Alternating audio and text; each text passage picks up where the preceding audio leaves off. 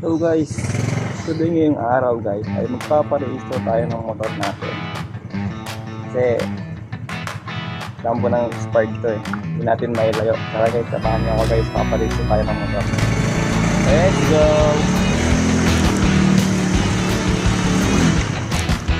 Ito lang tayo sa malapit. Ang daw malapit yun lang daw. Sana wala mag-naderya, wala maging problema.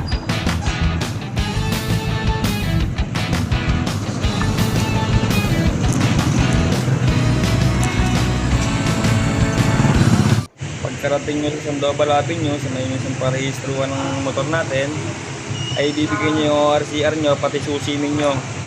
Kasi sila nang bahalang mag-test niya lahat. Kasi ikaw pipila doon sa loob, pasok ka dyan sa may entrance na yan. Tapos, hintayin mo, tatawagin yung pangalan mo, tapos magbabayad ka ng 900 pesos lang guys, package na siya, insurance na, tsaka emission test. Habang nag-aantay ako rito ay napakasarap dito guys kasi aircon sa loob niya, hindi ka mainitan. Guys, sa iba magpapa-emission ka maghihintay ka pa ng matagal tapos mainit pa.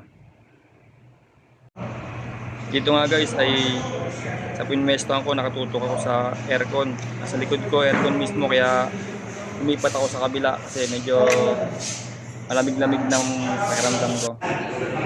At ngayon na nga guys, tapos na akong insurance ay emission test. Pagkatapos nito ay pupunta naman po tayo guys sa may rehistruan na mismo ng LTO.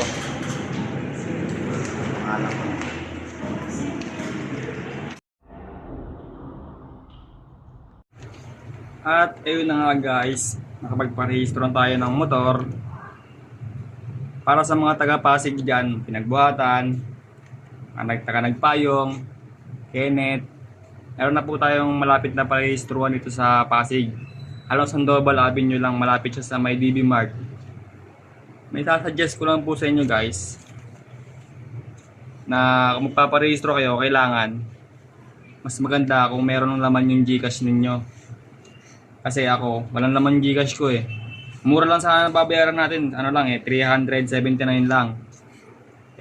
Ang pinabayaran sa akin ay 485. O sayang din guys, 100 plus pa. 100 plus din. Ang pagasolina na rin yun. Mabilis lang magparehistro sa Sandoval Avenue. Kaya yun lang guys, bye bye.